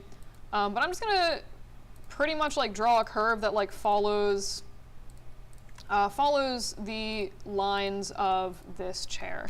And the reason that I put in the additional edge loops, I kind of went a little bit crazy with it for this particular object, but I wanted enough loops in here where this would do a fairly decent approximation of the curvature of the back of that chair, which in this case is extreme and horrible, but whatever. So now that we have that curve, I'm just going to hide that for a sec and get rid of this. And I like the blue background. All right, so then I would just like make some like little dot things. And again, just go to mesh, make the little mesh network. It's going to do that awful thing that it does. And then you should theoretically, you might need to make multiple curves to like have these laid out quote unquote properly. But you should be able to do something more or less like that. I'm just going to grab this mesh and do add a curve node and actually take my curve and just like throw it on here. And then again, just go to the distribute, turn distance x down to 0. And then you should be able, I'm just going to keep it at 10 because what the heck. If you go into that curve node, you should be able to set the step all the way to 1. And I'm not entirely sure. Usually that'll populate right at the beginning. Probably like a stupid setting I've done somewhere, but either way. So if I turn on, not that, where am I going? If I turn on my sad little P cube, you can see that it's sort of like gone through and like populated little buttons onto the chair.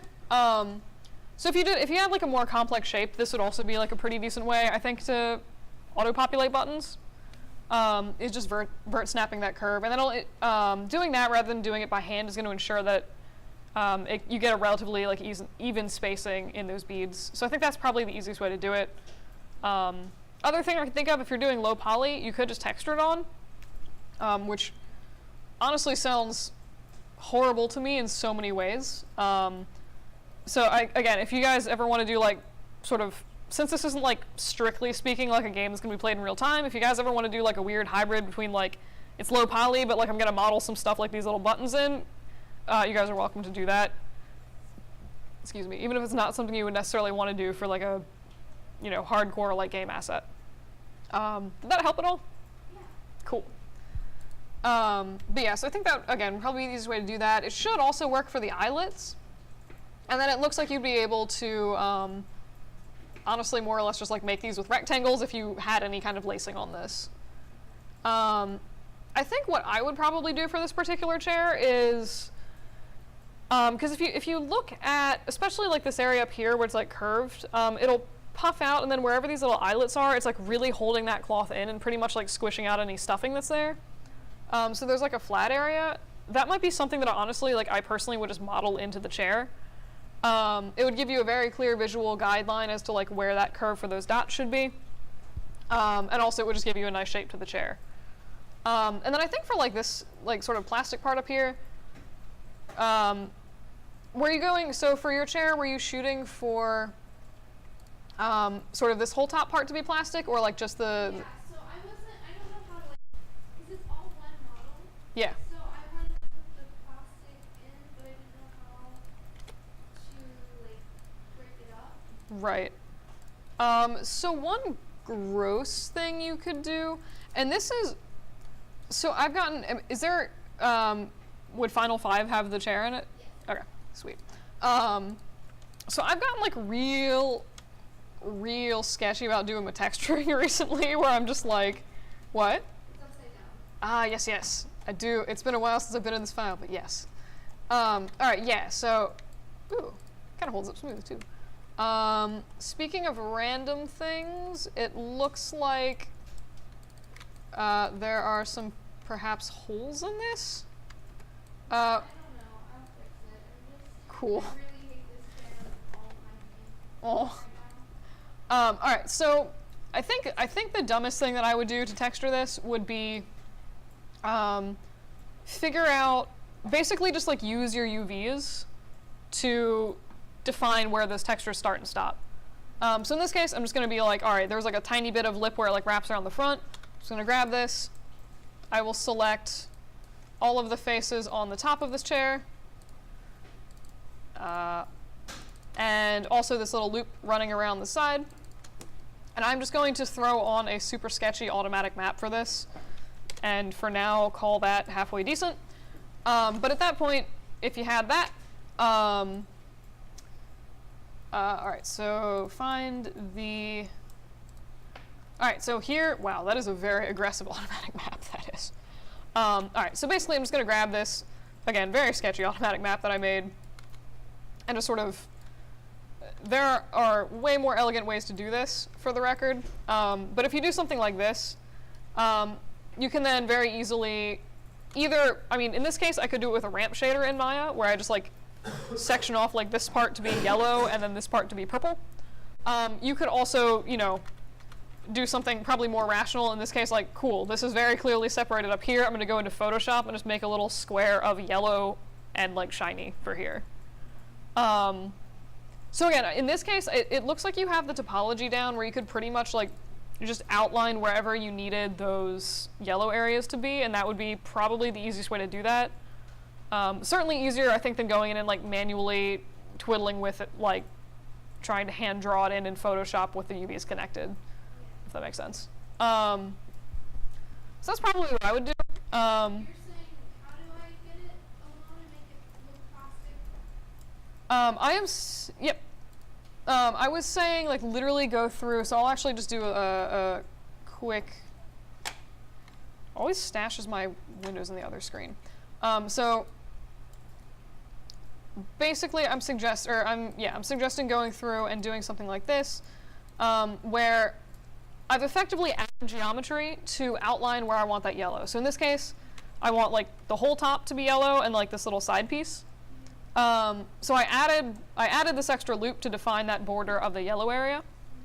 And then with UVs, I separated that area. So in this case, in case you guys weren't aware, you can, if you have like specific faces selected, you can, when you do the UV operation, it's going to operate only on those faces. So I just selected, again, all the squares I wanted yellow. I just did an automatic map, and that just made one chunk of UVs for that yellow area. At some point, I could go back and unfold that, but nah, for right now. So I'm just going to make this new material. I'll make it a blend because I'm feeling uncreative. And I'm just going to go to color and map in a ramp to this. And again, this is totally something that you could do in Facebook, or what am I saying? Facebook? What am I saying? I'm trying to think of a snark to like make fun of myself for that, and it was just so bad I like can't even do it. But anyway, I don't even, okay. All right. All right, so again, you could do this in Photoshop, not Facebook. And that probably makes more sense given like the layout of the UVs. But you can see here I have my ramp texture, and based on the UVs, it's just sort of like displaying ramps in this case, random places. So basically what I'm gonna do here is just go into my ramp. First of all, I want this to be a U ramp and not a V ramp. So if I'm looking at my little ramp up here, I want this to be going, instead of black on the bottom and white at the top, I want, say, black on the left and white on the right. So I'm going to set this to a U ramp. And I don't really want this like smooth fade, so I'm going to turn the interpolation to none, and then just slide this ramp down. And you can actually kind of see it rolling across the top, but as I do that, as like I change the position of this, it's going to affect, you know, the coloring of the specific UVs in that area. So in this case, if you look at this like little tiny thumbnail here, compare that with the UV editor here. Don't ask me why UV editor does not display ramps well at all. But you can see more or less that like where this little white division is here is only over this really gross UV I've created for that little rubber yellow top part. And everything else is going to be black. Again, UV editor doesn't display these nicely, but you can kind of see that that's like what's happening from this thumbnail. So at this point, what I'd be able to do is go in and just like turn this yellow and turn this one, apparently we're going with bright purple. But like you could set it up like that. And this would be, you know, one way that you could conceivably make this texture. Again, in this case, I think what would probably make more sense is to go into Photoshop and do something where you color in, wait for it, tiny brush.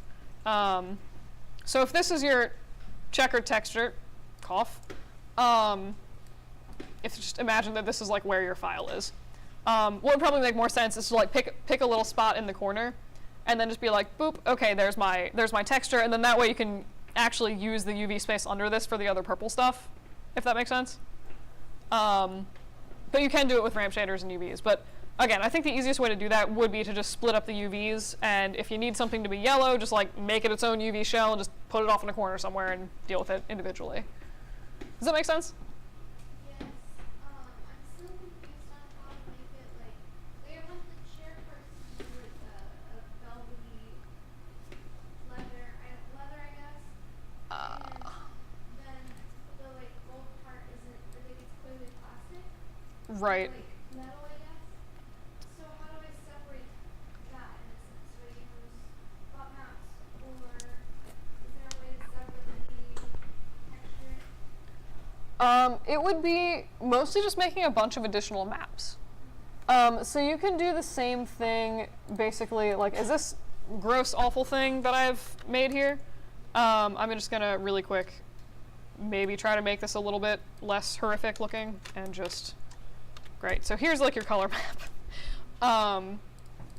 So if this is what you had, say like this is your, you can use this for color. If you wanted, say, just drag this down here, or like say this would be like your metalness map, you can make one for color, and again, just usually what I'll do if I'm doing something like this is I'll use the exact same grid. So I'll like define basically where I want the colors and just like a, you know, either grayscale or just like this whole area is purple, this whole area is yellow. So like in this case, yellow, and then I'll make the background blue apparently. And then once you have this, you can really easily go through and sort of differentiate. Like if you wanted to recreate this for a metal map, again, you could just color in this entire area so that this would be crazy metal and this would be like crazy not metal. And then for each of these you could add, again, just like different, if you needed like little bump maps, you could just sort of add that in this area, use this as a little mask to generate whatever other color you needed for your rubber border, if that makes sense. It's not, there's no like super straightforward way to do this. It is just sort of a matter of like making a bunch of different texture maps for the stuff. If you were asking specifically about something like where it looks like there's, I guess, a little bit of a bump map where this yellow area like meets the cloth, is that what you're asking about? Yeah. Okay. So there's I guess like a few different ways to handle this. One is to just model it in if you wanted to. Doesn't necessarily make a whole lot of sense for a low poly object, obviously. The other thing that you could do is conceivably go through and like trace out your UVs. So if I do this like weird hacky thing where I'll trace my UVs and then go into Photoshop and sort of usually end up adding an inner glow as like a fake bump map. I'm not going to pretend it's the nicest way to do things, but I'm just going to go in and do that really quick. I'll at least keep this over in the yellow area. And then I'm just going to go and export, just export these UVs. I'll like actually just demo this really quick. Great. Browse. Fun fact, apparently Photoshop will actually save Maya if files, or it will, I think, open Maya if files, which I was not aware of, but apparently is a thing. All right, so theoretically, somewhere in my desktop, I have just dumped haphazardly a, have you done, no, because Maya's gonna yell at me because I didn't have your object selected. Select your object and then actually export the thing. So once you have your UV snapshot, one thing, like I said, I'll usually sort of go in and do this incredibly awkward thing where I will, all right, new layer,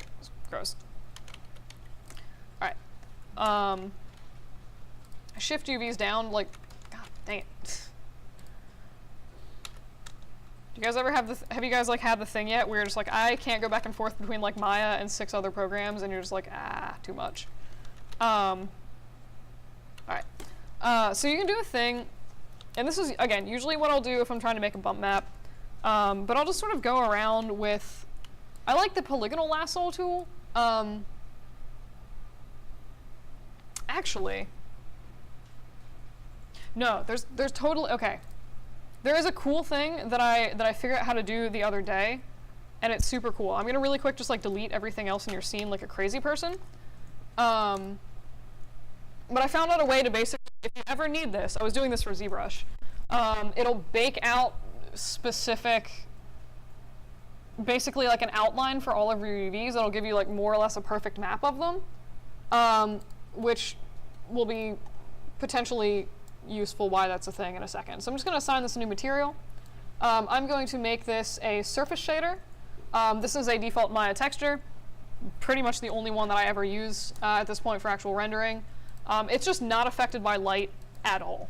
So if I pull up a render of this, you can see that this black surface shader is just sort of hanging out here, doing its thing. If I make this, whatever weird color, it's going to render as only that weird color no matter what I do to the lighting. It's always going to be this horrific color.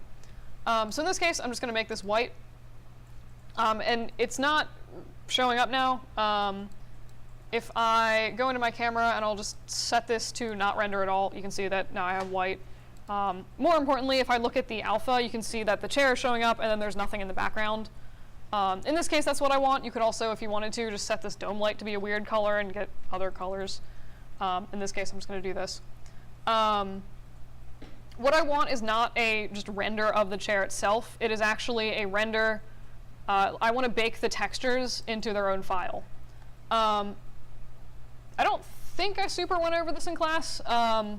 It's pretty straightforward, and it'll be obvious like what it's doing in a sec. So if you go to Arnold, Utilities, and Render Selection to Texture, I'm going to click this. It's going to pull up some random options. You can pick an output folder. In this case, I'm just going to, I think, throw it again on my desktop. Wah. That's not a directory. Dang it. And I forgot when you do this, it's actually going to label it whatever your chair is called. So in this case, it'll be like P cylinder 7 something something something in the name.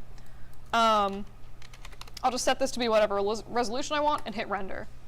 So this one should probably go fastish. But basically what this does is, if you had a more interesting texture on here, it's going to render out your entire... It's gonna basically render your object from every single angle and create a texture map that you could throw on that basically creates the effect of having your fully lit rendered image in just the color map. So it's really good, again, for if you're looking for like cheap ways. You can see we got this like weird P-cylinder shape 7EXR. So it's really good for doing sort of faking a certain amount of texturing for like gaming stuff. If you're trying to get more complex lighting, you can like bake your texture in Maya and then just sort of use that as a thing in the game. But you can see that it's actually given us like this really strange looking image, which in this case is actually exactly what I wanted. So if I look at this, you can pretty much see that it's a more or less perfect representation. So anywhere the UVs are, you can see that it's pretty much just colored it white. So we have like this perfect representation of what the UVs look like just as a black and white image. So in this case, what this allows me to do, dear God, I'm going to just rasterize this really quick. I'm just gonna add like a real sketchy inner glow to my image. And this is like my usual method for adding bump maps and stuff to things. I figured this technique out for ZBrush the other day. And it worked quite nicely. Very exciting. But you can see that if I do that, it'll give you this like really, it'll give you, that little outline pretty much right around your render. What this does for you is pretty much creates like more or less automatic bump map to an extent. That's disgusting. So you can use this, again, in certain areas, like to go in and just sort of create a little bump map. And doing it this way is going to give you, it's faster than trying to manually trace this by hand. It's also more accurate, and it is fairly simple. So I should be able, I didn't do this in any kind of nice file grid that makes sense, but you could use this, again, just to trace out specific areas you wanted like a little bit feathered.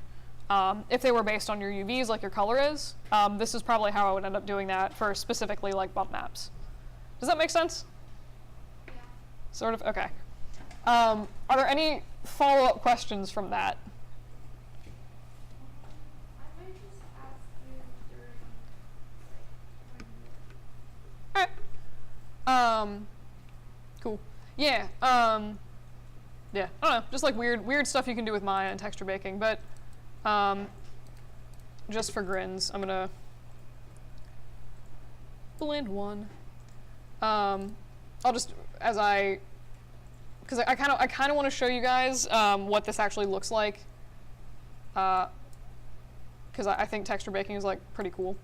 So I'm just gonna let one run in the background while I do other things. So did you have any other questions about your project or no?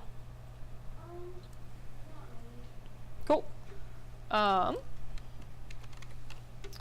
right. Anyone else have any thoughts and comments? Actually, I guess we didn't really look at the renders at all at this point. Oh, those are old ones. Yes. Let me close some of these really quick. So I do like that you're sort of. Oh yes, this was just me derping around like a crazy person. I like this angle where you're sort of seeing the front of the chair. Yeah.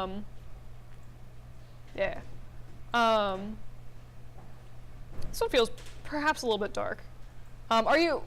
You were rendering in Unity, and then there was the Unity kind of exploded thing. Yeah, that was. I haven't rendered in Unity yet. Mm, I've just been doing it on Maya, just because of everyone else is running into problems. And I Gotcha. don't have the time. Gotcha. Yeah, so in this case, if you're still just like working in Maya, it might just make sense to sort of keep working in Maya, unless you just like finish really early and happen to find yourself with time and like want to fiddle. Again, totally up to you, but don't feel like if you guys are doing low poly and you've still been rendering in Maya and like haven't gotten to Unity, you're welcome to just keep doing Maya. That's totally fine, especially since it seems like Unity is now exploding.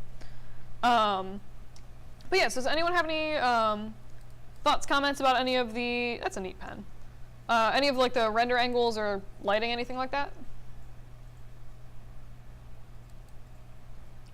Do I need to pick a name? All right. My first thought as I randomly draw a name from my awkward plastic container is that some of the night renders are really dark. So did you have any? What were your thoughts on like where the main lighting from night is coming from, like the main light sources? So I know one of my group members is doing a lamp. Cool. So I'm waiting for that, and then I put a thing in there for the lamp, Mm-hmm. like a little light, but I haven't because I don't have it yet. Right. I haven't really experimented much with it. Okay. And then that was another texture for the chair. I shouldn't do it. I didn't like it, but I was looking at it, I'm like, that's kind of cool. yeah. And then I also have candles, like lit candles in the room, but I used Okay. a fluid. Ah, Um, gotcha. so that was fun. That was like the most time consuming thing I've done. My God, fluids take forever. Yeah, but it was fun. Yeah. And then it was taking 10 to 20 minutes to render. It was 2 o'clock at night. And you're like, no. So I started call it a night after 5 minutes for each of them. No, that's fair. Um, I do have thoughts on rendering fluids if you're interested. yeah. So I have found that, oh God, it has been forever and a day since I've set up a sim. So this is probably going to be horrifying. Yes, it's upside down. I just want to see if I can get some facsimile of something spawned in here. Fantastic. That looks great. So if you guys are ever rendering fluids, if I'm your teacher, don't feel obligated to render them in Arnold. So one thing you can do is Maya software renders these pretty dang nicely for the most part.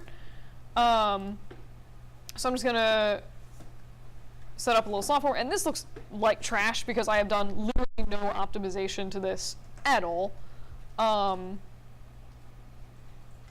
it's also left weird blue artifacts, which usually doesn't happen. But yeah, so if you guys are ever like doing Sims, for me, again, other teachers might be different. Usually I'll just render the sim only in Maya software at the same render angle as your other nice Arnold render, and then in Photoshop I'll just slap it on top. As long as it has transparency in the background, it should go on really easily. And usually these render in like 1 to 2 minutes if it's like a large thing, rather than Arnold, which takes like 20. It's not a particularly complex or interesting hack, but like usually I'm all like, oh, Maya software and hardware are terrible. For Sims, software is actually pretty decent. Curious to see what hardware does. Apparently hardware is not terrible for this very unrefined sim either, but I actually did that for like literally most of my sim projects. I just rendered them in Maya software because anything else took way too long. Just make sure if you do that, usually, especially if you're doing something like fire, it's not a terrible idea to go through and like add in another little light. So like if you imagine there was like a candle chilling right here on the table and you had like a little light. To a certain extent, like the sim will admit glow and stuff if you set it to. So if you don't render that sim in Arnold, then it is conceivably you wouldn't have that light in your scene. So you might need to like add an additional little like mesh light or something like that just to compensate for that, so that when you comp it in, it's not like this bright glowing flame over a table that's not at all lit up for a flame. But yeah, Sims usually will actually just be rendered in the background because it makes them easier to modify and stuff like that later. But yeah. But yeah. Cool. I am a fan of the pen. That looks neat. I think it almost looks too nice. I wanted to add like that scratches a little bit on The nib. the Yeah, I think some scratches. One thing, so I have like one pen like this that I can't use because it makes my... Some people are like nails on chalkboard. For me, it's like these pens on paper. But like they totally, like they'll get ink clogged in them and stuff sometimes. Or like, especially like up in here, you might get a little bit of ink staining where if you're trying to like wipe it off, you just can't really reach that area too well. So that might be something to look at. Honestly, I'm just messy with these. I get ink stains like everywhere. But yeah, I think like some scratching and stuff like that would definitely be cool. Especially just like even like chipped sort of worn parts off of this where it maybe it was like a plated metal and the plating is starting to wear off and show whatever is beneath it. Would be an interesting effect, but yeah. I do like definitely a good thing. But yeah, I think with the night lighting, and again, obviously like you're missing some elements, but definitely make sure that it is brighter whenever you have your final lighting. Cool. Anyone else have any thoughts or comments? Cool. In that case, I think we have a single project left. And let me extract this like a real person and then close all of this nonsense. Oop. Extract. Nope. No, I do not want to save changes to that horrifying document I've created. All right. All right, cool. All right, so you want to give us a quick rundown of your space? Ah, fair. Good point. All right. Do we just, I guess, want to glance at these and then move on to assignments and stuff? I mean, while this is up, I have no idea at all what this object is. I guess a laundry wringer, maybe? I do think this is a good example of like a nicely textured tin where it's not like, it's not filthy, but it's also like a little bit worn. There's like some grime and stuff on it. Cool. Cool gramophone. Cool. Renders. Yay. Alright, well that was like the fastest crit ever. Does anybody have any questions or comments while we have this pulled up? Just for their own personal curiosity? Alrighty then. That concludes crit for week 10. Really quick, I am going to